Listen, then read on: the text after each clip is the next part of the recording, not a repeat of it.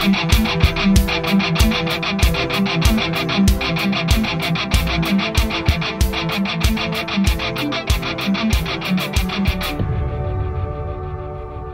Dr. Jerome Corsi, and today is March 30th, 2023, and we're here with our new website, thetruthcentral.com, thetruthcentral.com, posting new articles on that every day, and sometimes changing them through the day as news occurs. And thank you for joining us. I'm glad to be back. I've decided to be very active again, writing books, publishing, and doing a daily podcast. And Chris, my producer, is here. How are you, Chris? He'll come on in a second, say hello. Yes. Just taking in the day, organizing some of these articles. We're all good. Yeah, we've had plenty of computer gremlins to fight today, so we're good to go. Let's start out. I want to start out with this first article because I think there's some. I want to convey to you really important economic news today in politics. Some dramatic changes going on right now. China just completed its first deal with France. It's the first deal where China is going to actually trade liquid natural gas. China is going to sell liquid natural gas to France in yuan, which is the currency of China. Now, why this is important is because typically since World War II, with the Bretton Woods Agreement, after World War II, international trade has been done in dollars. The dollar is the international currency that is used worldwide, and that's been the world's reserve currency. Internationally reserved currency is the dollar. Well, this has given the United States great economic strength. Our dollar is traded around the world. Now, China and other countries are beginning to say, we're not going to allow the dollar to be used in international trade anymore. And this is a big blow to the United States. In fact, as we were coming on, I just saw that there's an article out where one of the former Treasury officials is saying that when this happens, we're basically going to see the dollar's worldwide slide. This is, I believe, marks the beginning of the end of the dollar. I actually think that we're going to see the dollar phased out, even by the federal government, as the central bank digital currencies come on. And I continue to caution everybody that we are living in a period of time where the intelligence agencies are basically architecting the way the world looks. So in other words, we're beginning to, the news reporting, the framing of what's going on is, as it were, like a Truman Show. You know, it looks like reality, but it's a constructed reality. And this goes along with my analysis of how the entire woke political philosophy arose. As you follow this show, you're going to get more and more into my thinking on this. And my second book will be out soon on this Great Awakening trilogy. The first book was the truth about energy, global warming, and climate change. The second book is going to be the truth about neo-Marxism, cultural Maoism, and anarchy. And it's going to be deconstructing woke lies in an age of disinformation. We're living in an age of disinformation. And what's going on is an architected reality in sense the United States is self-destructing. And that's a tragedy. And I think it's going to lead to a much more unstable world. Now, the second article that I wanted to focus on is really on the same theme, because if you go to the article I posted on Saudi Arabia entering a trade alliance with China, Russia, India, Pakistan, and 4 Central Asian nations. Now, the BRIC countries, which are Brazil, Russia, India, and China, which was formed as an economic alliance that is challenging the supremacy of the United States in Western Europe and international trade. And this is the core movement for wanting to disrupt the dollar's position as the world's reserve currency. China wants its currency, the yuan, to be at least one of the world currencies used in international trade. Now, the importance of this is Saudi Arabia, which during the Trump administration, Saudi Arabia was working with us, trying to restrain Iran. Iran is developing nuclear weapons very fast. I've written 3 books on Iran, warning everybody about the difficulty, what's going to happen when Iran develops nuclear weapons. Well, Iran is developing nuclear weapons, and Iran is aligned with Russia and China. But now Saudi Arabia, the Biden administration has really had a confused policy towards Saudi Arabia. When Biden went to Saudi Arabia, it was really a fairly disappointing, if not outright. I mean, I think Biden does not have the mental facilities that should be required of anybody who's going to be president of the United States. But when Saudi Arabia, I mean, just if we read the basic beginning of the article, Saudi Arabia has entered into a trade alliance with China, Russia, India, Pakistan, and 4 Central Asian nations. It says, moreover, the development arrives after the news of the first yuan-settled energy trade, which we just reported on, which is China and France settling liquid natural gas China is going to sell to France, and France has agreed to pay in yuan, China's currency. So CNBC reported that Saudi Arabia's cabinet has approved a recent memorandum to take steps towards joining the China-led security bloc. Additionally, the report strengthens Riyadh's eastern ties in a further step away from U.S. interests. Now, this is a major, major development on the global international politics world and economics. This is earth-shaking for those of us who have been aware and studied and lived under the Bretton Woods Agreement, the end of World War II. This is the end of the Pax Americana. This is the end of the United States being able to dominate world politics. China and Russia are asserting that they will now be superpowers while we self-destruct. It's an extremely dangerous situation. In a number of instances, I think it bodes that China will take over Taiwan, as they did Hong Kong. I think Russia will continue to deal with the intrusion of NATO upon its sphere of influence in Eastern Europe. Russia and China and Iran are joined now in Ukraine, and NATO is supplying weapons. It's kind of what they consider to be one of these wars that is fought by proxy. In other words, NATO is at war, and the United States is proxy war. We're not directly at war with Russia, but through Ukraine and our support of Ukraine, just like you had in Vietnam, it was considered a proxy war. We were fighting China in Vietnam. China was backing North Vietnam. It was a proxy war. It was the United States against China fighting it out in Vietnam. Now it's the United States and NATO against Russia, and we're fighting it out in Ukraine. That's extremely dangerous. And Iran is in the middle of this, developing nuclear weapons with which they will threaten the existence of Israel. Economically, it's also earth-shaking because it means that it forecasts the future of a weaker dollar. A weaker dollar means that we're going to have more inflation. I think it's also now a certainty that we will be going into a very, very deep recession. And I mean deep recession. I think this is a combination of what went on, combining what happened under Jimmy Carter, which was an energy crisis.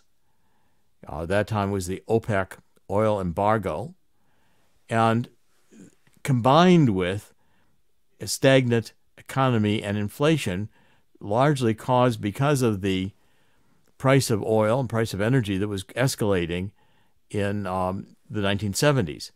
And then, so we do have an energy crisis going on right now with the green agenda trying to block the use of hydrocarbon fuels. And I urge everybody to understand how important the hydrocarbon fuels are to running in a modern industrial state. We need cheap, abundant energy. And oil and natural gas are abundant. The idea we're going to run out of oil with peak oil theory, which I've addressed in several books, including this new one, Oil is abiotic. In fact, I may pull out segments of these books and do a book on abiotic oil because I think it's important that people understand oil, natural gas, coal are not limited resources. They are not dinosaur juice. They are not anything biological in formation. They're completely formed through natural processes that can be understood through chemistry and the physics of how hydrocarbons are produced in the mantle of the earth. And I discussed that. That's a very important concept I want everybody to understand. Now, if we continue along in what we're posting today, and I want you to see kind of the logic of how all this fits together, I want to hit this mortgage financing issue because mortgage financing right now is at the lowest point it's been since 2016. It's at pre-pandemic lows, which means that people are just not buying houses and people aren't selling houses. Interest rates are too high. Now, this is a combination then of the Jimmy Carter crisis over energy and the 2008-2009 economic downturn on the subprime real estate, which collapsed. That was the real estate the Democrats demanded banks loan to people who were poor. And when interest rates increased, these people who had the houses, subprime, they didn't qualify for loans.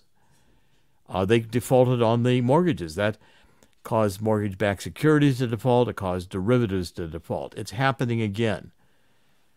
We have commercial real estate that's largely vacant. I was in New York City yesterday. The office buildings are vacant. There's no new tenants coming in. The economic activity is down. It's hard to get people to come back to work. Many people have learned that they can make as much on the internet sitting home as they can going into work. And they also can work remotely and be more comfortable. So if the mortgage market goes and real estate collapses, it causes a bank crisis because the banks have these mortgages booked as assets. Okay, the loans that a bank makes are the assets. The deposits are liabilities. The bank has to pay the deposits back. So if the assets deteriorate, which they are, a lot of banks are not going to have the asset liability ratio they need to continue operating. And this is an article I posted up is important because it's pointing out that the fintech companies, now, again, there's a lot of companies people don't understand exist. Fintech companies are basically provide basic mortgage financing. And they provide a lot of the liquidity, not just mortgages from banks. When you get a mortgage, it does not necessarily come from a bank. It may come from one of these fintech companies. And if they are having trouble taking losses on the loans they've already got outstanding, which they are, millions of dollars of losses, then these fintech companies are not going to be able to provide mortgages for the future. And in a higher interest rate environment, the mortgage market and the commercial real estate market are going to collapse, which means, again, that what I'm predicting, unfortunately, and I don't wish to predict this, is a very, very deep economic crisis. Chris, do you want to comment on that much so far? Oh, I can't say you're wrong because you are right. And a lot of people, the misnomer of this whole thing about the mortgage crisis, and this is why people are not really paying attention to what's going on now, is the easy way out of the whole thing was, well, Bush was president, it was on his watch, and it was about the Republican policies. Well, yes, okay, I get the fact that the government allowed derivatives to be bought and sold in the 2000s, but allowing these, and you described them, but they're called ninja loans, no income, no job, no assets, in the name of, I guess, in the 1990s, they didn't call it equity, but in the name of something equivalent to what was called equity. Sounded nice on the surface, but people with no foresight don't realize what could happen. It's not about helping people get mortgages and keep them. It's about patting themselves on the back. And this is what happens. Now we're seeing the same thing in sort of a different way. And like you said, people like me, the people don't want to get up and just drive in their car and go somewhere else, can make money at home. Although I am building a studio, that's a different story for a different day. Yes, you've got a business going at home, and that's, many people do. The Barack Obama was in on this whole movement, which occurred through the 70s, 80s, and 90s, which was to banks used to what they call blue line or red line, which means you'd say this area of town we're not financing loans in because poor people live here and largely minorities, and they're subprime. They can't afford the mortgages, and so the homes deteriorate in value, and basically they become renters. Now the idea, and Barack Obama with Acorn and with other various projects he worked on, made a big push before he was president to get subprime real estate. The Democrats controlled Fannie Mae and Freddie Mac. I was very involved in reporting on this through the 2000, from 2005 on, through the crisis. And when it occurred, because Obama was running against he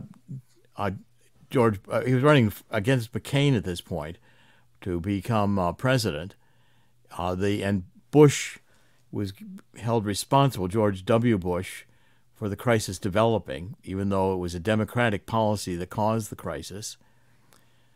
You had letting the crisis happen, and it helped Barack Obama win.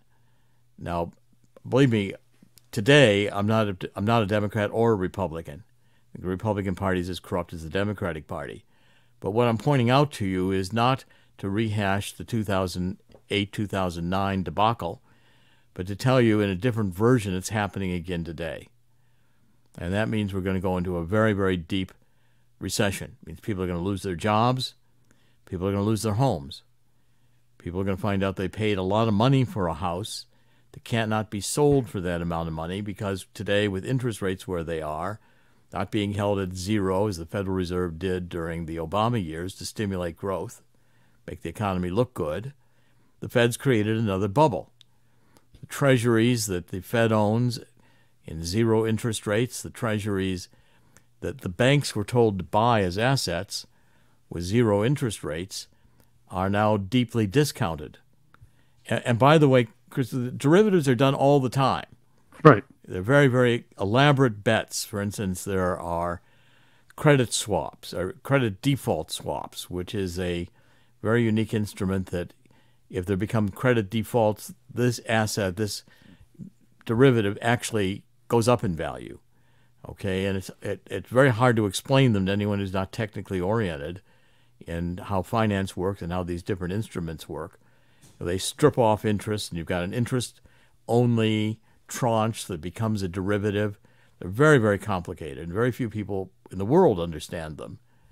The Bank of International Settlements largely books them, and when the derivatives go, you're going to have institutions fail. You're seeing today banks like Credit Suisse going. That's a big deal. Credit Suisse was one of the two largest banks in Switzerland and was well known and renowned for decades. It's gone. It imploded. And Silicon Valley is only the beginning. It was some 186 banks that have already been categorized to have the same problems that Silicon Valley did. And with the dollar deteriorating in value because of the international trade situation, we're in a very, very weak position economically. That's why I'm so encouraging everybody to buy gold. And Chris, I think we'll jump to that article. If you can feature that article for a moment, I want to show people, I've even written a book on this with Dean Heskin, who heads Swiss America. Swiss America is one of our sponsors. And I really encourage, that's the cover of the book is up there, and you'll begin to see it. It's basically this gold rush. I'm predicting that this economic decline is going to lead to an historic gold rush. And I encourage people to buy gold now, not gold certificates. Don't this idea they give you free silver or silver certificates. I desperately tell people don't do that. You want actual physical gold you can put in your safe. You want it delivered to you. And I think if you can get gold today, and silver, by the way, is appreciating at a faster rate even than gold, please look at our sponsors. If you like the show, If you go to Swiss America, you'll find up there a tab where their Walking Liberty half-dollar offer for first-time buyers. Call them up. Have an interview with them. Discuss the possibility of buying gold or silver. You can buy up to 250 of these Walking Liberty half-dollars. I have some. I'll have to pull them out and show them in a show. They're beautiful coins, and they are being offered by Swiss America on this premium offer for first-time buyers at virtually what they're worth in the content of silver. They're very high in silver content. But at $2,000 an ounce, or gold, where at silver where it's at today, this is going to be a bargain. I think the price of gold could double in the crisis we're going into. Okay, now I want to switch gears a little bit and come back to the article I posted up here about the Ukraine banks switching to iOS 20022. Now, again, we're going to discuss some of these concepts that are a little bit complicated, but you're going to have to master them to some extent. What iOS 20022 is all about is that there's an international agreement that banks are going to go to a new electronically driven system for international trade. When international trade is done today, let's say that someone in Germany wants to buy something in France. Well, in Germany, the buyer takes their Deutschmarks and they translate them into dollars. The dollars are sent to France, and in France, the dollars are converted to French francs. Actually, they're all in euro today, but that's basically the same idea before the euro. So in Germany, the euro gets into dollars, and then the dollars get transferred, and they go back to euro. The point is, that's what China's trying to do. China's saying, use the yuan to do that. Don't use the dollar. It makes the yuan more valuable because it's being used all the time. There's demand for the yuan, like there has been demand for the dollar for international trade. With this new standard, and by the way, those trades take time. They don't settle immediately. And if it's not just euro, if both countries are using euro, it's a little bit easier. But if you're dealing with trade between countries that use different currencies, it takes time to do this. And there's loss because where the dollar was valued against one currency today, and it settles time later, the dollar may have appreciated or depreciated in terms of the currency it's going into. So there's a currency risk in international trade today because of the clumsy procedure that was set up in World War II. Back then, we didn't have computers the way we have computers today. In fact, computers were just being thought about in the World War II era. So now, with the iOS standard and the Ukraine banks on April 1st, which is tomorrow, are switching to a completely iOS standard. Now, if you'll take a look at the graphic I have on this article, what you'll see is Stellar and other cryptocurrencies. I think the two winners here are XRP and Stellar. Now, what's going on in the crypto market right now is once this iOS gets into place, you're going to find that XRP is used by many countries to, I think, preferably over central bank digital currencies. I believe they are going to be able to be used so that you'll buy something in XRP and it'll go to XRP to the other country, and that transaction takes seconds. And it's all done in XRP. You don't have the currency risk. You don't have all the other risks because the XRP is valued at what XRP is valued at, and it's transferred to that value. Then it goes into the local currency. But again, the trade was done in XRP. Now, XRP is not a cryptocurrency. It's not tokens. It's a currency exchange system. It's an algorithm. And Stellar is an algorithm. These are going to become the standards that are going to be used across the world for international trade. and the central bank digital currencies, which the central banks want used.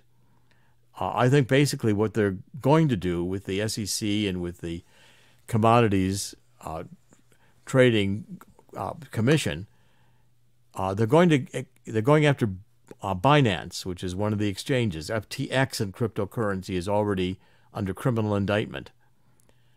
I think what is happening is that the small banks and the regional banks are going to be forced out of operation. And with the interest rates where they are, who's going to suffer is going to be you and me. We're the ones who are going to suffer, because we're going to lose commercial banks and a community and regional level. These build communities. We're going to be dealing with large international giants, and they will control the cryptocurrency exchanges. And the cryptocurrencies will be regulated as securities. I think XRP will probably win the case, because XRP is really not a cryptocurrency. It's a algorithm system for operating international payment systems. And again, what's happening in Ukraine with this iOS standard, which is a algorithm standard that all the banks are going to operate on. Right now, the international trade is done on the SWIFT system. So the SWIFT system electronically transfers the dollars that are involved in you doing international trade. Well, that takes some time, and then the currency exchanges take some time at both ends. What's going to happen with this iOS standard and with XRP and Stellar is it's going to be instantaneous. You're going to be able to move trillions of dollars around the world in a much more efficient way. And this sets the stage for, I think, where they want to go in terms of one world banking. I'm going to hope that we can still utilize cryptocurrency to decentralize. But crypto is inherently governments that want control, and all these governments want control. They're all moving to a totalitarian world. They do not want you having a currency on a ledger that is the blockchain ledger, which the government can't control. Whereas the few big banks, few governments with digital currencies, and a XRP trading system that's iOS compliant, it's going to be a different world. And it's going to be a world that cash will be essentially obsolete. Chris, you want to comment? Well, I'll tell you what, I know the hope for cryptocurrency was to offer something a bit different from the falling dollar and, of course, other currencies that aren't doing so well around the world. And, again, of course, a fight against the Federal Reserve. Problem is, as you were just stating, there's a good chance that there are forces around the world who are going to centralize crypto as it is now. It could take a decade, it could take 50 years, but it looks like it's going to happen.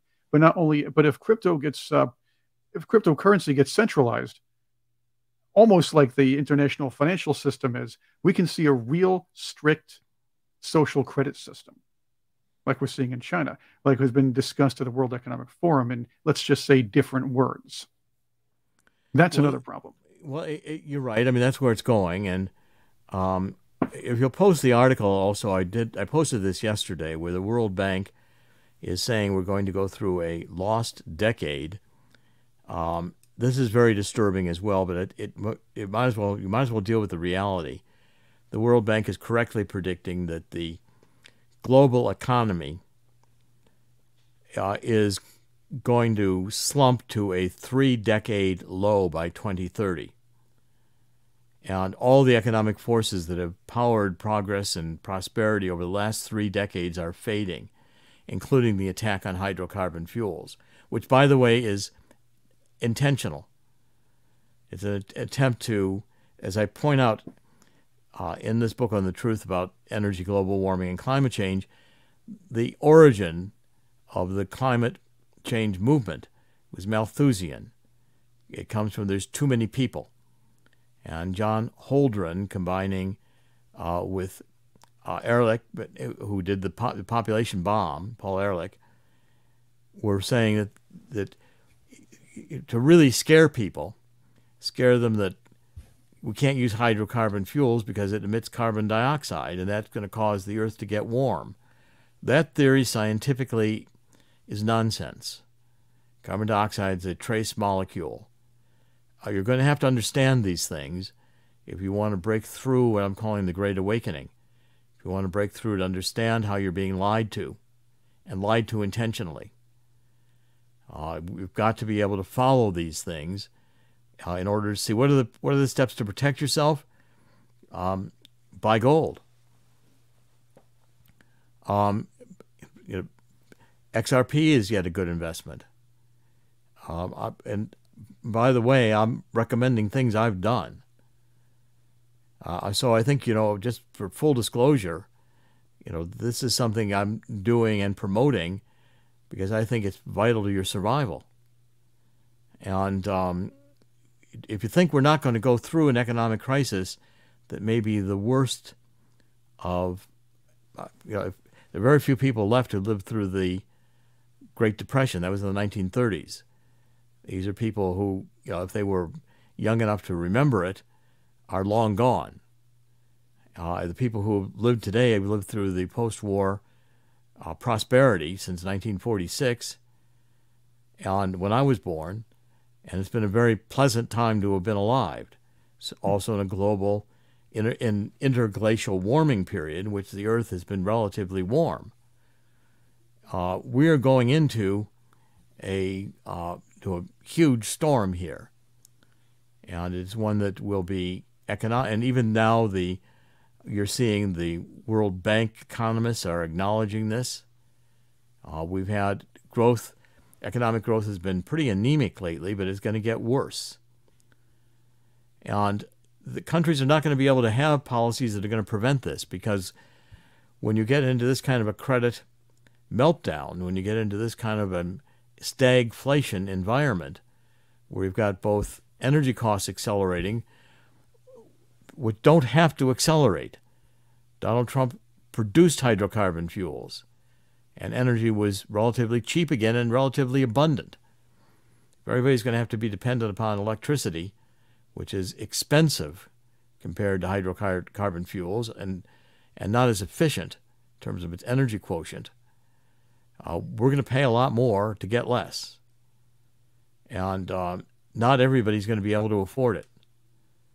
And I think the idea that government's going to bail you out, don't count on it.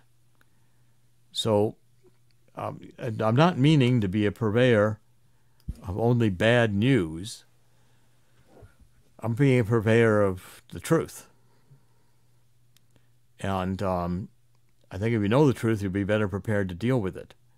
Everything we've got on this website, and we'll be featuring the sponsors more. I'll be featuring this My Vital C, which is carbon 60. We'll be putting some new things up about the books so you can see it. This website is still being developed. But check the different tabs, different articles in different areas, and check the sponsors. And we're posting new articles. We're aggregating news. And right now I'm concentrating on the financial aspects of the news because I think other aspects are being covered.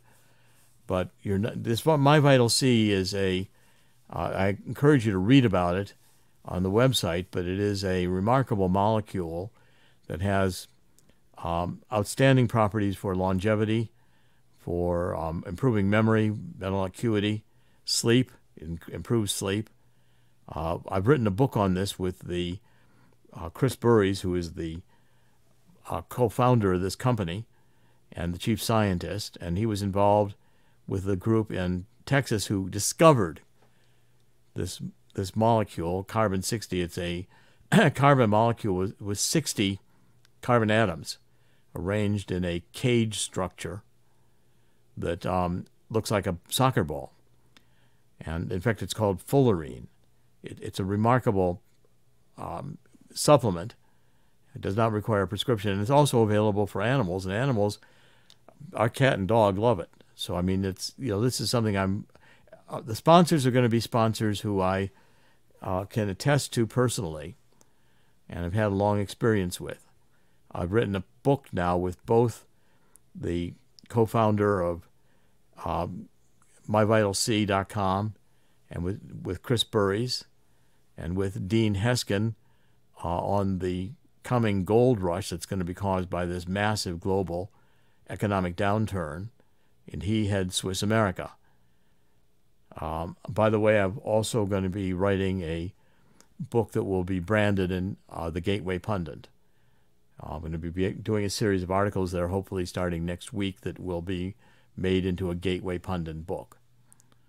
So I'm very active these days writing and podcasting, and I think we're going to present to you a following of a topic that's going to be center stage very soon.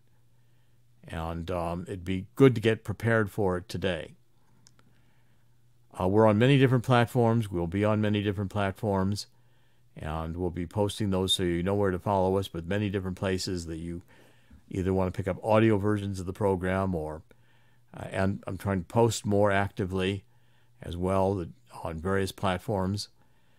So we'll be listing all of these over time so you know which ones are your favorites. But if you start to look for me, I think you'll start to see me showing up again.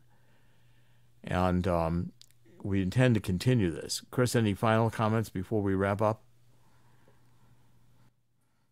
Well, I will tell you this. If you want to go to your Alexa and say, Alexa, play the Truth Central with Dr. Jerome Corsi, it'll do that for you. We're on Apple Podcasts now, wherever you get your audio podcast, iHeartRadio. We'll soon be on Google Podcasts. So keep an eye out, and also keep an eye out on the Truth Central to find out where else you can find this program. You can see us. You can also see this. If you're not watching it on Rumble already, you can watch it there. You can watch it right off the website. Jerry, you're also on BitChute, and let's see, you're going to be on a couple of other outlets soon. So you can access this program in several places. And we intend to continue doing this every day, posting new articles every day. Absolutely. Well, thank you for joining us. Again, we're going to reestablish my presence on the internet, and with new books coming out, and we'll be featuring them all here on the Truth Central. I always say, in the end, God always wins. God will win here, too. I'm a little concerned right now about what in the end means. But I think time for prayer, time for reflection, time for taking care of your families. And God bless. Thank you for joining us. We'll be back tomorrow.